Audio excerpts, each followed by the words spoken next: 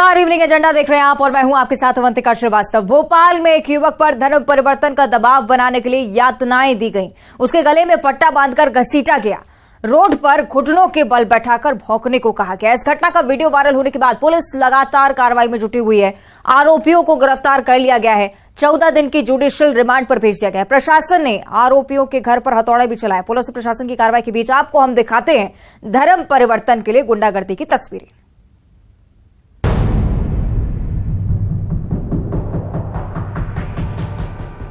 भोपाल में बदमाशों के हौसले किस कदर बुलंद हैं, इस खबर से समझ जाइएगा कि इन गुंडों को न कानून की फिक्र है, न पुलिस प्रशासन का खौफ। एमपी की राजधानी भोपाल की सड़कों से गुंडागर्दी की तस्वीर निकलकर सामने आई। तस्वीर टीला जमालपुर थाना इलाके की बताई जा रही है। यहां देखा जा सकता है कि कुछ बदमाश एक युवक को बुरी तरह से पीट रहे हैं, उसके साथ जानवरों सा सलूक कर रहे हैं। सुनिए वो क्या कह रहे हैं। कुत्ते की तरह भौंक। भाई मैंने कुछ भी नहीं करा भाई, आपने कुछ नहीं करा। मैंने कहा भाई आपके दोस्तों ने बताया था। मैं अब गुंडागर्दी की ये तस्वीर वायरल हुई है। वायरल तस्वीर में आप देख सकते हैं कि कुछ गुंडे युवक के गले में एक पट्टा डाले हुए हैं, उसे बुरी तरह पीट रहे हैं। जानवरों सा सलूक करने वाला ये वीडियो तेजी से वायरल हुआ है। जैसे ही वीडियो वायरल हुआ, पुलिस वीडियो के आधार पर पड़ताल में जुट गई है। और वहीं इस घटना को लेकर सरकार भी सख्त है। गृह मंत्री नरोत्तम मिश्रा के निर्देश के बाद आरोपियों के खिलाफ ताबड़तोड़ कार्रवाई चल रही है। घटना संज्ञान में आने पर गृह मंत्री नरोत्तम मिश्रा ने क्या कुछ कहा, ये भी आपको सुनाते हैं। मैंने देखा वो वीडियो और बहुत गंभीर किस्म का लगा मुझे। मानव के साथ इस तरह का दुर्व्यवहार निंदनीय है।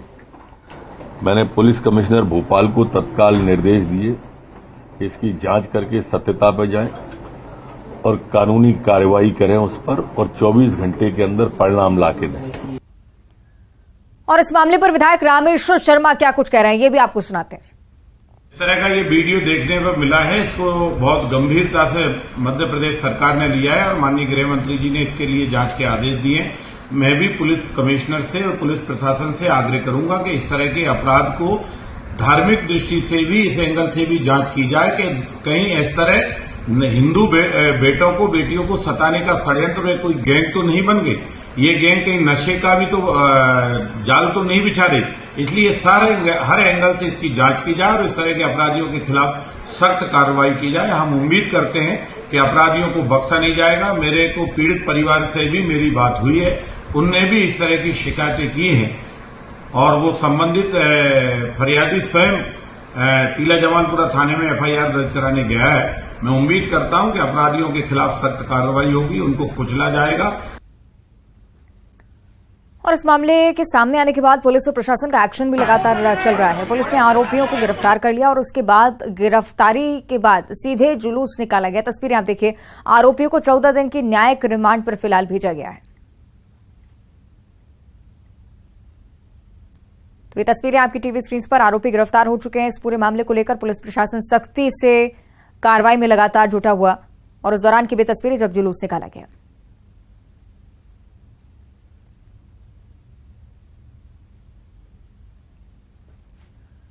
तो कुल मिलाकर ये गुंडागर्दी आरोपियों को भारी पड़ गई है। प्रशासन ने आरोपियों का घर भी गिरा दिया है। कार्रवाई से जुड़ी तस्वीरें भी हम आपको दिखा देते हैं, किस तरह से आरोपियों के अवैध मकान के खिलाफ कार्रवाई हुई है।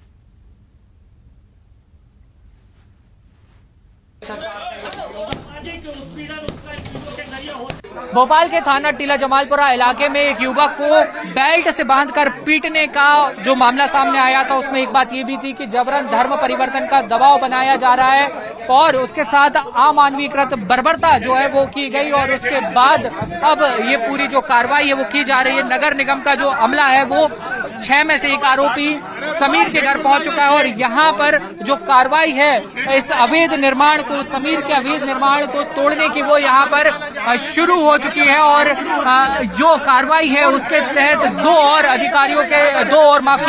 और जो आरोपी हैं उनके भी जो अवैध निर्माण है उनको यहाँ पर तोड़ने का काम किया जाएगा। मुख्यमंत्री शिवराज सिंह चौहान ने दिशा निर्देश दिए थे कि इस पूरे मामले में एनएसए के तहत भी कार्रवाई होगी और इसके अलावा एनएसए के तहत भी इस पूरे मामले में आने वाले समय में जो कार्रवाई है वो की जानी है। और सीएम के निर्देश के बाद, सीएम के संज्ञान लेने के बाद आप देख सकते हैं कि लगातार जो नगर निगम का अमला है वो यहाँ पर अब कार्रवाई करने के लिए पहुंच चुका है। घर का सामान जो है वो उसको बाहर निकाला जा रहा है। इसके पहले जो आरोपी है उनको जुलूस के रूप में पुलिस जो है पुलिस थाने से लेकर बाहर आई थी और उसके बाद कोर्ट पुलिस लेकर आरोपियों को पहुंची थी। और दूसरी तरफ आप देख सकते हैं कि नगर निगम के जो अमले की बड़ी कार्रवाई है, जो बड़ा एक्शन है वो अब यहाँ पर शुरू हो चुका है। कहीं ना कहीं मध्य प्रदेश सरकार की, शासन प्रशासन की ये कोशिश है कि एक बड़ा एग्जाम्पल सेट किया जाए, इस तरीके का एक एग्जाम्पल सेट किया जाए कि आने वाले समय में कोई भी अगर ये सोचता भी है कि कानून को अपने हाथों में लिया जाए तो उसके पहले वो 10 बार सोचे और ये सोचते हुए भी उसकी रूह कांप जाए। एक बड़ी कार्रवाई को अंजाम देती हुई यहाँ पर भोपाल प्रशासन की टीम नजर आ रही है। वीडियो जर्नलिस्ट दीपक कुमार के साथ न्यूज 18 के लिए भोपाल से वासु चौरे। सही, वासु का हम रुक कर लेते हैं, विस्तार से जानकारी लेंगे। वासु, हम लगातार कार्रवाई की तस्वीरें देख रहे हैं, पुलिस प्रशासन की तरफ से भी एक्शन लगातार लिया जा रहा है, लेकिन धर्मांतरण का जो एंगल सामने आया उसे देखते हुए लगता है कि शायद कार्रवाई का दायरा अभी और आगे बढ़ेगा।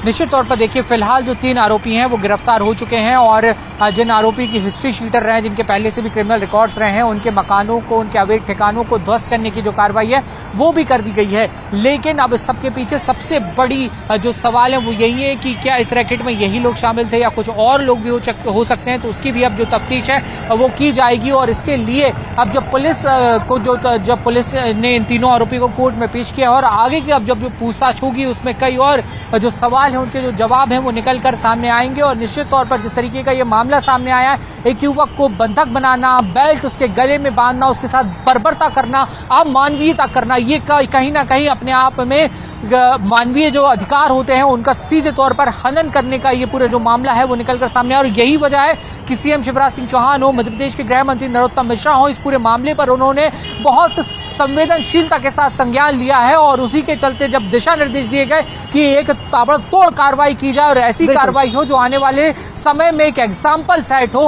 और उसी की दिशा में जो कदम है वो आगे बढ़ाए गए हैं और इस तरीके के घटनाक्रम भविष्य में ना हो, इसलिए भी इस तरीके की जो कार्रवाई है वो काफी ज्यादा महत्वपूर्ण, काफी ज्यादा।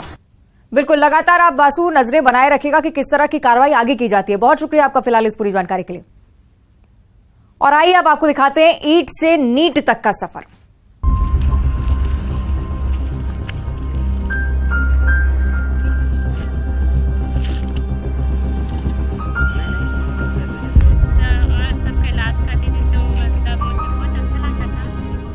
तो अगला जो मामला आपको बताने जा रहे हैं, हम ये दावा करते हैं कि कहानी आपको रुला देगी, लेकिन उससे ज्यादा जरूरी ये है कि आपकी जिंदगी को हौसलों से भर देगी। कामयाबी की जितनी कहानी आपने देखी सुनी होंगी, उन सबसे ज्यादा प्रेरणादायी है यमुना की कहानी।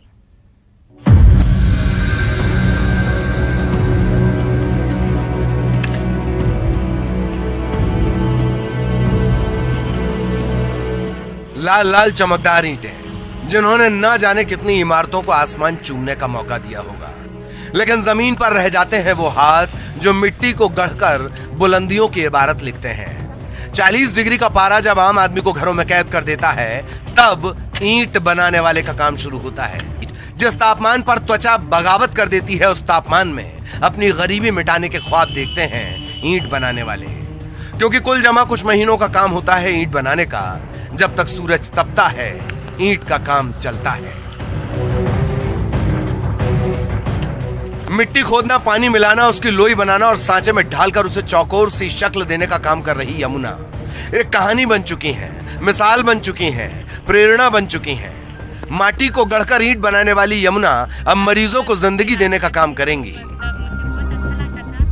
यमुना दुर्ग के एक ऐसे गांव से आती है जहां मरीज डॉक्टर से दूर और मौत के ज्यादा करीब महसूस करता है। डूमरडीह की यमुना चक्रधारी के माता पिता के लिए काला अक्षर भैंस बराबर है। परिवार के पास मोबाइल तक नहीं, ट्यूशन और कोचिंग तो बहुत दूर की बात है। बस जलती धूप में पसीने से तरबतर खुली आंखों से देखा गया एक सपना था, मां के पास, पिता के पास। मैं तो पढ़ी है ही नहीं हूँ। मैं इसलिए सोची कि मेरी बेटियों लोगों को पढ़ाऊंगी और उनको कुछ आगे बढ़ाऊंगी। कैसी तैयारी में करती थी इन लोग? उन लोग काम वाम करके अपना रीता होती थी, खाना वाना खा के अपना बैठ के फिर पढ़ना चालू करती थी। फिर 1 आध घंटा पढ़ती थी, फिर उसके बाद फिर काम में थोड़ा ध्यान देती थी। ऐसे टाइप की रहता था। कितनी खुशी लग रही है आज? खुशी बहुत लग रहा है मेरे को। सपना तो नहीं देखते थे सर, लेकिन क्या है, हमारी बच्ची हो पढ़ाई में 10वीं के बाद टॉप में आई हैं। उसी से उन लोगों का हौसला बढ़ा है और उन लोग जी तोड़ मेहनत काम भी किए और पढ़ाई भी की। कितनी परेशानी आती है फिर? बहुत परेशानी आती है सर फीस भरने के लिए। इधर उधर करके अपन मैनेजमेंट करते हैं। आज कितनी खुशी लग रही है? आज तो आसमान पे छूने वाला खुशी है। माता पिता को शायद यह भी नहीं पता होगा कि यमुना चक्रधारी ने ऑल इंडिया नीट एग्जाम में 720 में से 516 नंबर हासिल किए। ऑल इंडिया रैंक 93,683 और ओबीसी रैंक 42,684। बेटी ने जब माता पिता को बताया होगा कि वो डॉक्टर बनेगी तो उन्होंने भी कहा होगा, पहले कोई चूंटी काटकर हमें होश में लेकर आओ। अपने परिवार के साथ यमुना भी ईंट बनाने का काम करती हैं। जो थोड़ा बहुत वक्त मिलता तो मिट्टी के सिंहासन पर बैठकर सपने को सच करने के लिए मेहनत करती। यमुना ही नहीं, उनकी बहन युक्ति ने भी MA हिस्ट्री में टॉप किया है। सर बहुत खुशी लग रही है। इतने सालों बाद, इतनी मेहनत के बाद आखिर आज मैं उस मुकाम में पहुंच गई जहां मैं जाना चाहती थी। मैं डॉक्टर बनने वाली हूं। मुझे बहुत खुशी हो रहा है। अच्छा देखिए, इतनी अड़चनें आई यहाँ पे तो आपने कोई ट्यूशन भी नहीं लिया, किसी से मदद भी नहीं ली, उसके बावजूद भी आपने क्रैक कर लिया। कितना कैसा रहा ये? सर मुझे लगता था कि मैं कोचिंग करती शायद तो मेरा पहले भी हो जाता सिलेक्शन, लेकिन नहीं हो पाया। तो फिर भी मैंने हिम्मत नहीं हारी और हर मुश्किलों का सामना किया और अपनी हौसलों को बुलंद किया और हर परिस्थितियों में अपनी एम को, अपने लक्ष्य को बनाए रखा और उसी की वजह से मैं आज यहाँ पहुँच पाई। मेरी बहन और मैं तो यूनिवर्सिटी में 2nd टॉप में आई थी। वो तो नीट में कि इतना अच्छा % लाके डॉक्टर बनने वाली है। ये सबसे बड़ी खुशी वाली बात है और इससे मैं नहीं, मेरे घर के सभी लोग बहुत खुश हैं।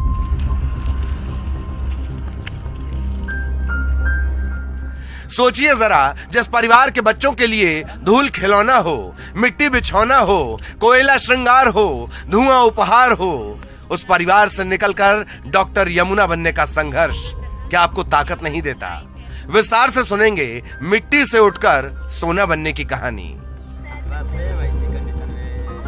मिथिलेश ठाकुर, न्यूज़ 18, दुर्ग।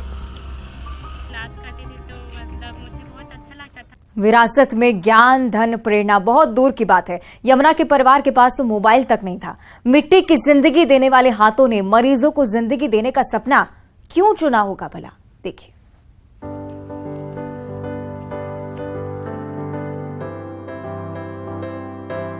मुफलिसी की बेड़ियों को काटकर मंजिलों तक पहुंचने की बहुत कहानियां देखी होंगी आपने, लेकिन गरीबी की मिट्टी का सीना फाड़कर एक मजदूर बिटिया के डॉक्टर बनने का एक किस्सा अलग है। मजदूर माता पिता के पसीने से अफसरी का अफसाना बहुत सुना होगा, लेकिन परिवार के साथ साथ अपने पसीने को पारस बना देने का नाम है यमुना चक्रधारी। न सिर्फ यमुना बल्कि बहन युक्ति भी झोंपड़ी में जन्मे कोहिनूर से कम नहीं। युक्ति ने भी MA हिस्ट्री में टॉप किया है। सुनिए संघर्ष के सोना बनने की कहानी। कौन कहता है कि आसमां में सुराग नहीं हो सकता? एक पत्थर तो तबीयत से उछालो यारो।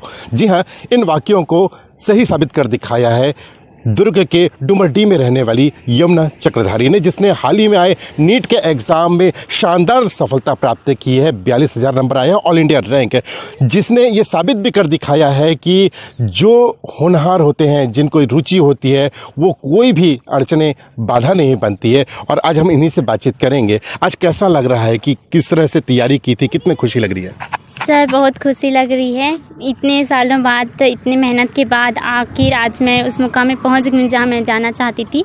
मैं डॉक्टर बनने वाली हूं। मुझे बहुत खुशी हो रहा है। किस तरह की अड़चनें आई थी जब आप तैयारी कर रही थी? और सबसे बड़ी बात यह है कि कैसे सोचा कि आपको नीट की तैयारी करना है और डॉक्टर बनना है? क्यों ऐसा ख्याल आया? सर डॉक्टर बनने का सपना तो मेरा बचपन से ही था और इसके अलावा मैं मतलब अपने घर के हालातों को भी सुधारना चाहती थी क्योंकि हम लोग मतलब गरीब ही हैं, परिस्थितियां ठीक नहीं हैं, तो फिर मैं अपने परिवार को फाइनेंशियली सपोर्ट करना चाहती थी और इसके अलावा मैं इंडिपेंडेंट भी बनना चाहती थी, जिसके कारण मैं ये एग्ज़ाम क्वालिफाई करके एक अच्छी डॉक्टर बनना चाहती हूँ। हारती हुई तरुणाई के बढ़ते हुए आंकड़ों के बीच, अभाव की दीवारों के बीच कैसे पनप जाता है एक सपना, जान लीजिए। सर मोबाइल और ट्यूशन तो मतलब मुझे ज़रूरी नहीं लगता क्योंकि ये एग्ज़ाम ऐसा है जिसमें हमको मतलब पूरा अपना दृढ़ निश्चय बनाए रखना होता है और बहुत पेशेंस रखना होता है। इसके अलावा बहुत पढ़ना भी होता है क्योंकि एग्ज़ाम बहुत डिफ़िकल्ट होता है। तो मुझे मतलब मुश्किलें मुझे भी होती थी क्योंकि मैं ट्यूशन नहीं करती थी, तो मैं अपने डाउट्स हैं क्योंकि हमारे घर में एक ही स्मार्टफोन है तो मैं उससे अपने डाउट्स क्लियर करती थी। यमुना और युक्ति वो शक्ति है जिसकी बुनियाद पर कहा जाता है गढ़वो नवा छत्तीसगढ़। कामयाबी की यही कहानी मजबूर करती है ये कहने के लिए कि छत्तीसगढ़िया सबले बढ़िया। कामयाबी की इस कहानी को अगर सरकारी किताब का हिस्सा बनने का मौका मिले, सरकारी मदद मिले, तो वो दिन दूर नहीं जब संघर्ष की आग में तपी मिट्टी से बना ये सोना सुनहरे छत्तीसगढ़ की बुनियाद बनेगा। यमुना की कहानी जिसके सामने कई चुनौतियां आई, पारिवारिक की आर्थिक स्थिति भी सामने आई, लेकिन इसने कभी रुकी नहीं और तैयारी करते रही और आज एक शानदार सफलता हासिल करके न सिर्फ दुर्ग बल्कि संपूर्ण छत्तीसगढ़ को गौरवान्वित किया है। न्यूज़ 18 छत्तीसगढ़ के लिए दुर्ग से मिथिलेश ठाकुर।